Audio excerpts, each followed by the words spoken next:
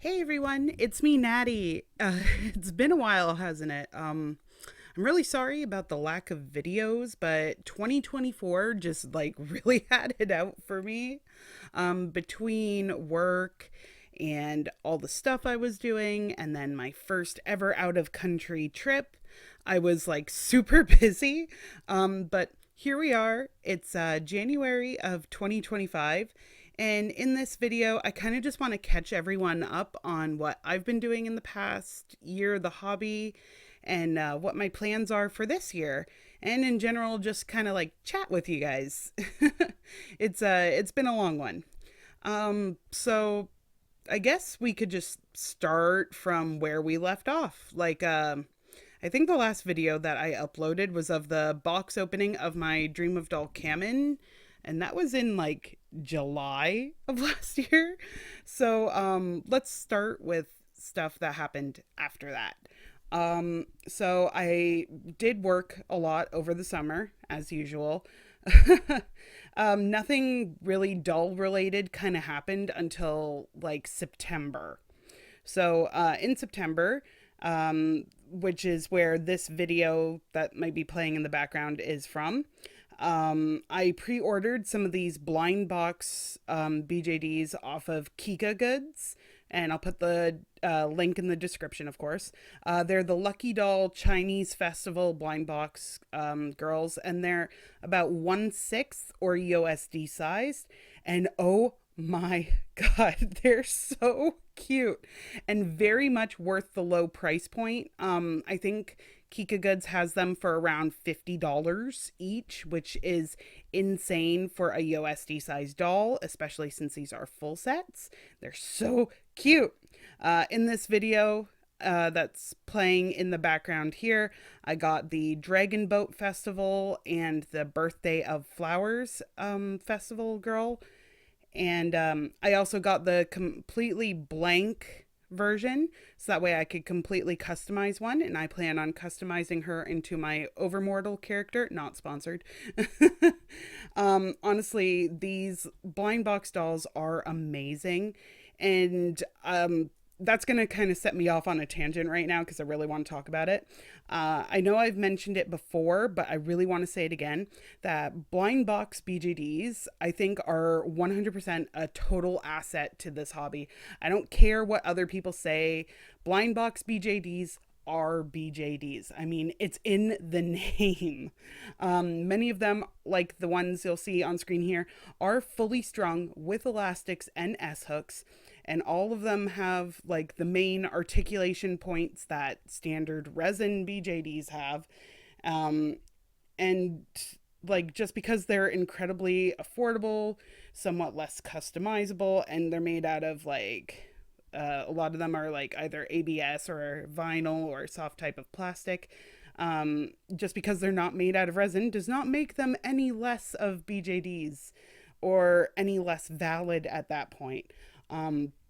I fully believe that we should be actively promoting purchases of blind box BJDs for those new to the hobby. Not trying to shove them aside because they're not like standard super expensive resin BJDs that have been the main focus of our hobby for so long. So, like, all in all, I really think that we should really be promoting and celebrating blind box BJDs compared to a lot of the rhetoric I'm seeing online about them just being playline dolls and all that. That doesn't fly with me. I got kind of angry there for a second. It just really bothers me when I see people trying to gatekeep our hobby. This hobby is supposed to be open and accepting of all forms of legitimate art BJDs, and that does include blind boxes. So, yeah, better jump off that topic before I get angry again. Let's see here. In October, my friend Ghost Kitty and I went to the London Doll Show again, and we had a blast. It was great.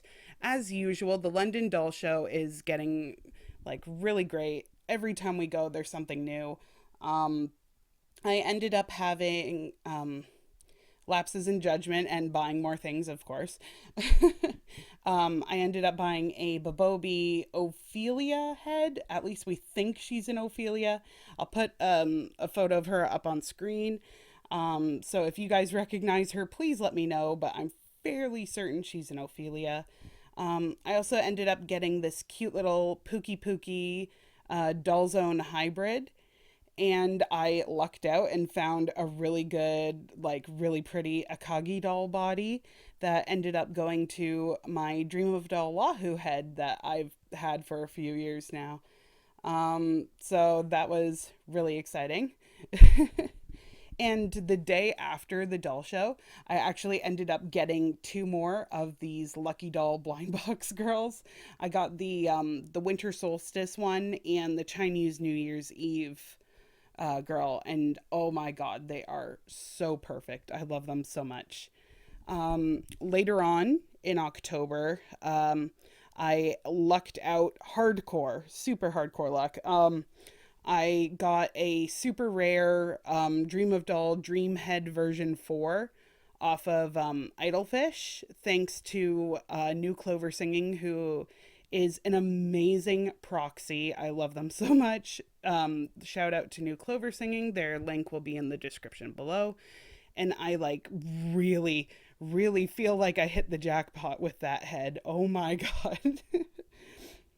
Yeah, so and then November, of course, was probably the biggest event of 2024 for me. November was my trip to Japan. It was something. I really, really loved Japan. I love it so much. I love the country. I love the culture. I love the food. But I will say it, full disclosure here, I will never in my life go on another organized tour like that ever again.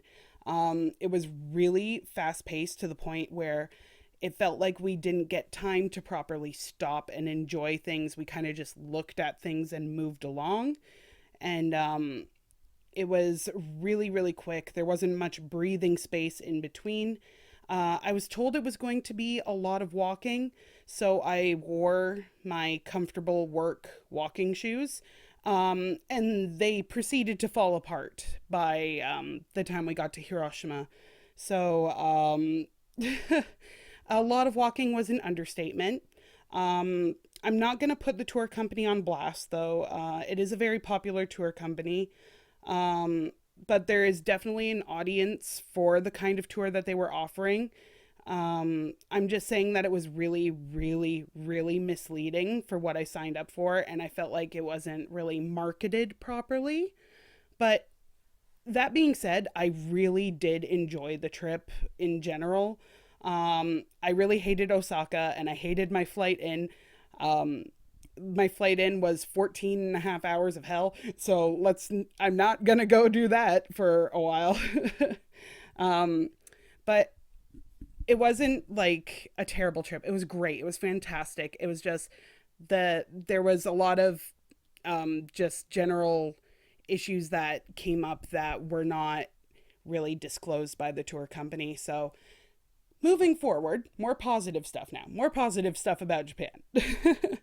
So I did mention we did go to Hiroshima, and I found the Volk store. Of course, I would have to do lots of BJD tourism while I was there. I mean, how could you not? Like, it's a really rare opportunity, so I really had to. At the Volks Hiroshima store, I bought some books and some cute clothes and shoes. And the staff were super nice. They even took out their phones to use Google Translate because we could not understand each other. My Japanese is very, very limited. So they were super nice. They were super surprised, especially when I told them that I had a couple of Volksdolls at home. And they're like, oh, if you have your Volksdolls, you can take photos in the displays. And I'm like, I don't have them with me. I didn't bring them. Oh my gosh.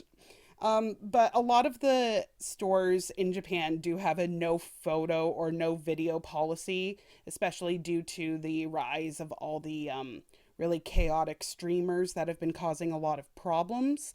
So unfortunately, I don't have any photos inside the Volk store in Hiroshima. I did want to be as respectful as I could, so didn't take any photos there. It was inside this really cute like shopping plaza mall thing. Um, and I had no idea where the Volk store was. Like, it said it was in this building, but I was like going from floor to floor. I was exhausted because I had just done a tour of Miyajima Island that day. So I'm like, okay, I don't know what I'm doing. So I went down to the there's a lady working at the front desk, and I just like I did the whole sumimasen and held up my phone. I'm like, please help me. And she's like, oh yes, fourth floor. And I'm like, oh, perfect, thank you. So that was so much fun. I had a blast in Tokyo. Um, I went to the Mandarake in Shibuya, and I got a Dull Clans Kind head that I had been eyeing online forever. Like, he's been there for so long, and I'm like, oh, I need to get him. I need to get him. He's right here in front of me. He's so pretty. And the guy kept asking me, are you sure? Expensive. Are you sure? And I'm like, yes. Yes, just because I'm a foreigner. Come on. I will take it. Yes. And then in Akihabara, oh my God. If you ever want to go to Japan, specifically for like BJD, pop culture, anime tourism, Akihabara is a must.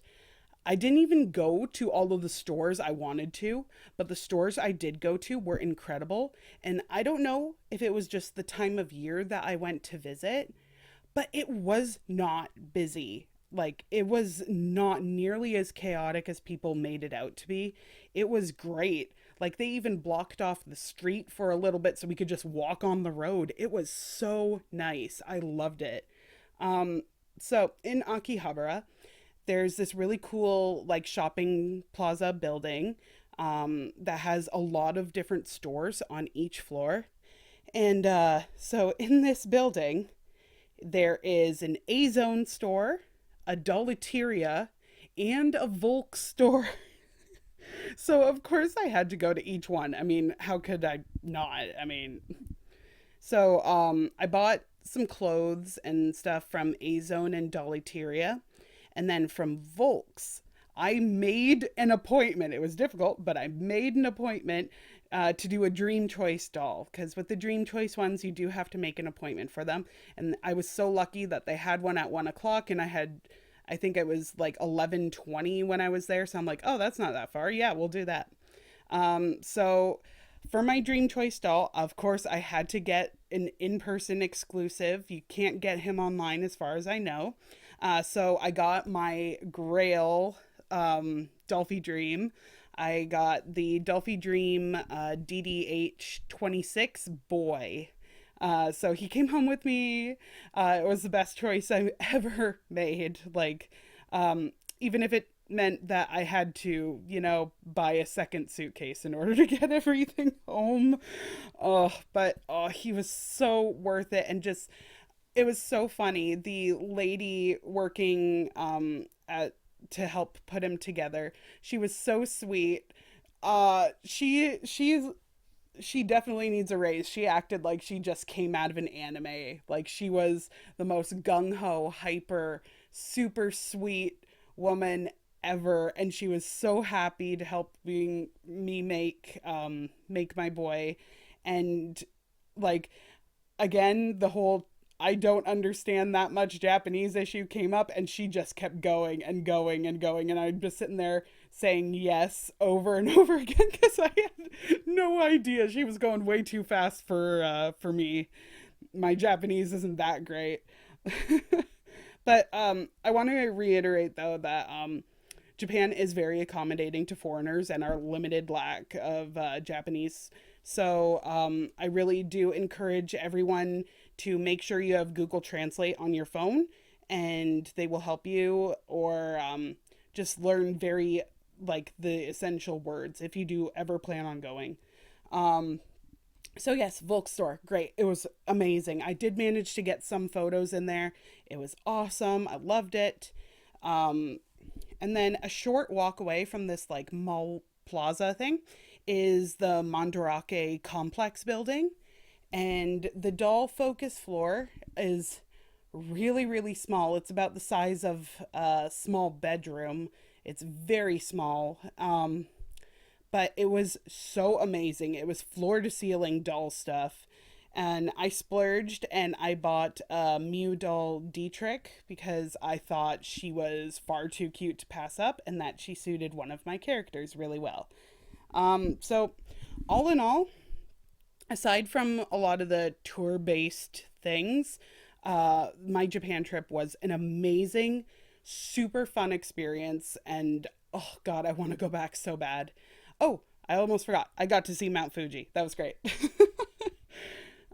Yeah. So by the time I got home, it was the beginning of December, and I had to go back to work and all that fun stuff. And now here we are in January, and we're a little over halfway through, and it's already been like a super busy month. I had the arrival of the last two of the Lucky Doll Festival girls. I got the Mid Autumn Festival and the Double Seventh Festival. So now I have 6 out of 7. I'm not going to go after the last one. She's the chase of the set, and I'm not really interested in her anyway, so I lucked out there. And I did get 3 more blind box BJDs recently. I think they're up on the screen. 2 of them are the Tinar pink early summer dolls. I got the milk and the strawberry ones. And then I got the chase one of the Pete Soon male campus set, the transfer student. And I already knew what these were when they were coming in. I did get them off of Idlefish through New Clover Singing because I wanted these specific ones. And the chase of the Pete Soon set, a lot of people are selling him for like upwards of 80 Canadian dollars. And that was way too much for me. So I went and I found him. I lucked out. I think he came to like 15 or 20 bucks. So that's cheaper than what the boxes usually go for. So I'm like, yeah, let's do that.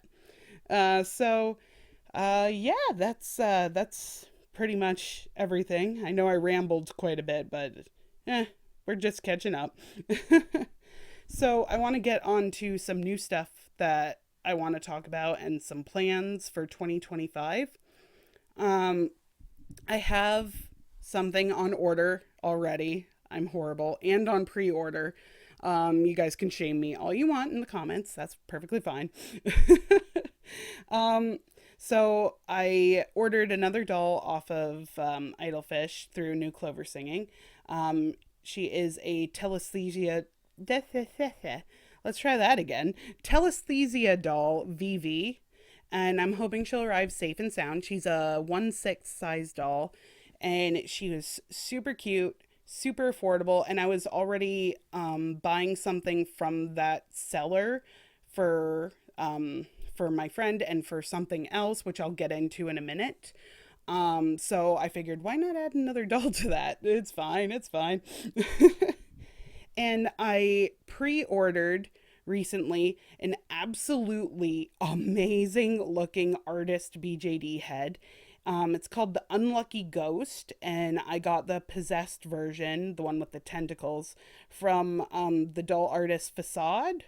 I saw him posted on Instagram, and I immediately knew that I needed to have this guy. I'm sorry, like, I had a character already in my head the moment I looked at him, and that's usually when I know that that is a doll that I have to get. So, that's gonna be fun. I love it. April is the spring London Doll and Teddy Bear show that I'm going to be going with my friend Ghost Kitty again. We always have a blast at these shows. We always end up spending too much money at these shows, but that's great. We love to support local. It's not really a BJD focused show. It's kind of all dolls, all like teddy bears. There's reborn dolls. There's antiques. It's really, really neat. And we always find something there. Of course, we have to be careful as usual, but usually it's pretty good. May is going to be very busy. May is Dull North, which is returning as part of Anime North again this year. More details are going to come closer to the convention, but I'm a staff member, and my friend Ghost Kitty is being a staff member this year. And I'm going to post all the links to all the Dull North socials in the description below. And I did start a Den of Angels thread for it as well, so that's also going to be down in the description. And I'll also post the Anime North website. I will be hosting Name That Sculpt again this year. We're going to have some super amazing prizes for it. And I'm also hoping that I can host a panel on one of my specialties. Like I said, more info is going to come closer to the con, closer to when things are solidified. One thing that I can confirm though, like last year I did donate a Doll Love Yo-Yo, and I'm really hoping whoever won her is enjoying her so much. I will be donating another doll this year, as I mentioned, from my Idlefish little splurge there.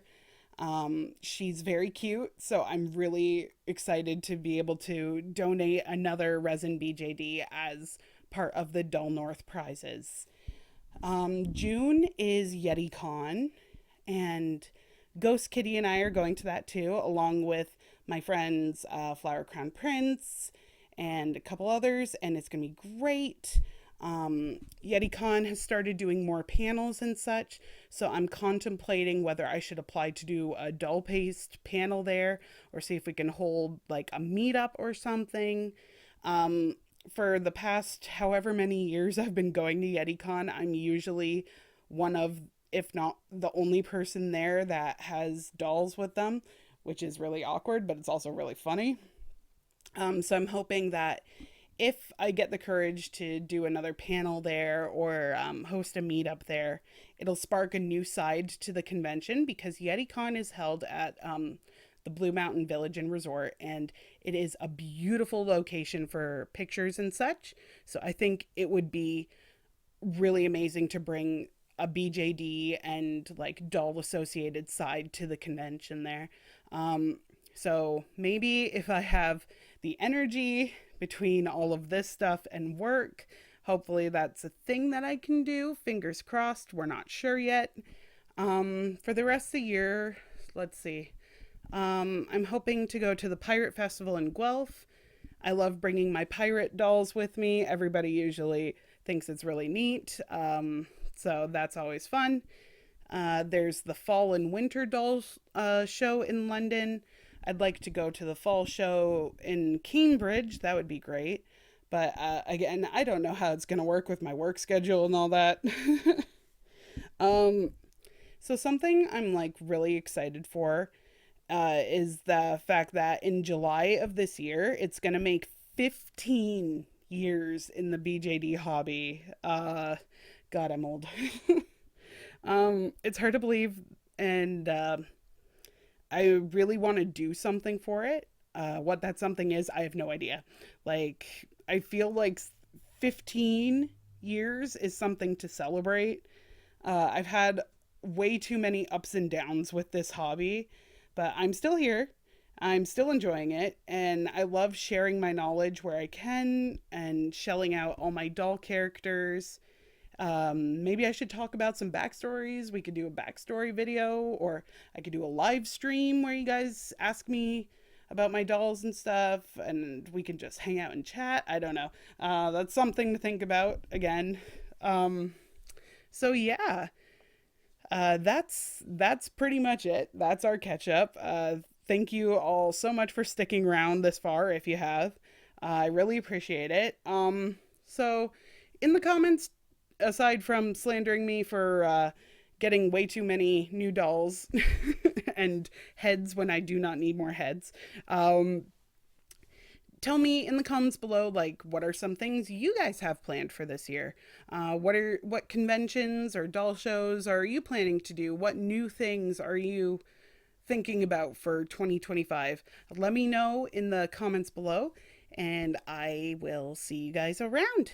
Peace.